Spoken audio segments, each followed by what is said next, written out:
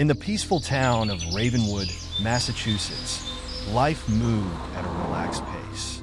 Chloe, a 20-year-old who had recently undergone a kidney transplant, was trying to return to her normal life. The new kidney had saved her, giving her a second chance. But weeks later, her life was filled with strange dreams she couldn't ignore. The dreams were always about a young woman, also around 20, with a pale face, standing far off but always staring at Chloe. Chloe didn't know this girl, but there was something that connected them. Each time Chloe woke up, she felt a coldness in her body, like something was terribly wrong. One night, while walking home through a small park near her apartment, Chloe felt someone was following her. When she turned, no one was there, but the sound of footsteps behind her echoed too clearly to dismiss.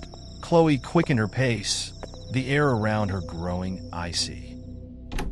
When Chloe reached her apartment, she saw a shadow in the living room mirror. It was the same girl from her dreams. Startled, Chloe spun around, but no one was there. Her heart raced, but she convinced herself it was just her imagination. The next day, Chloe received a shocking call from the hospital.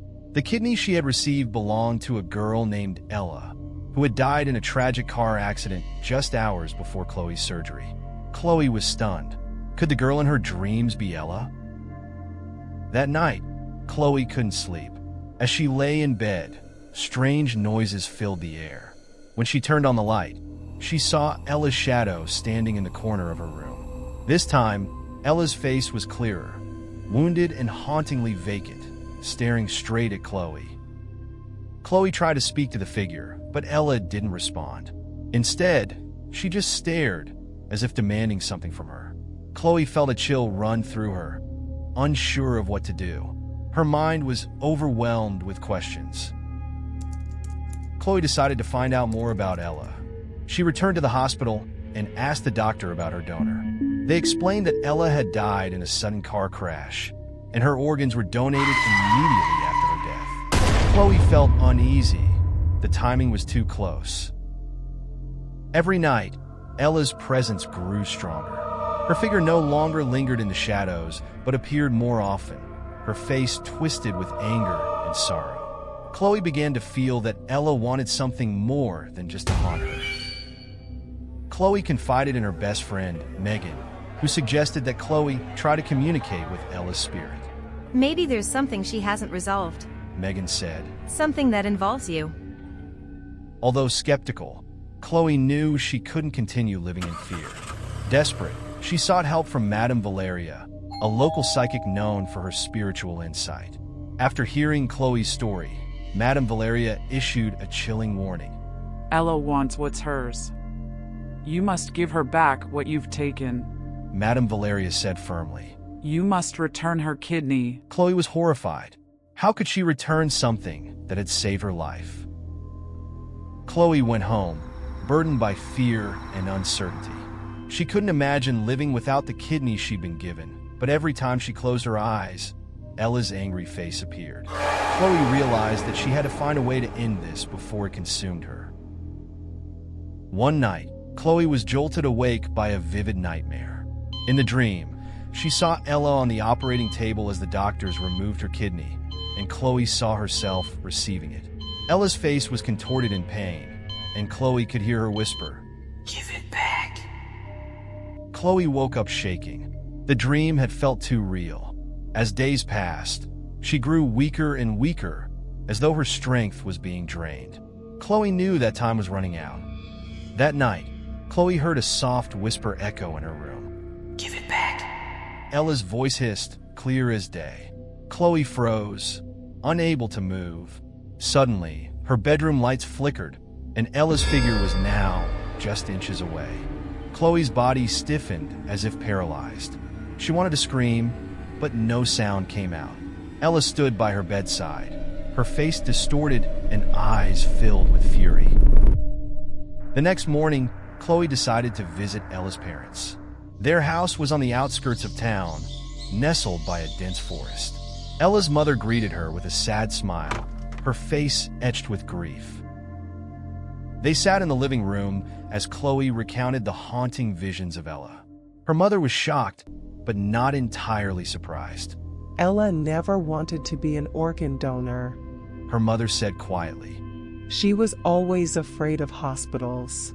As Chloe left the house, she heard the familiar whisper again.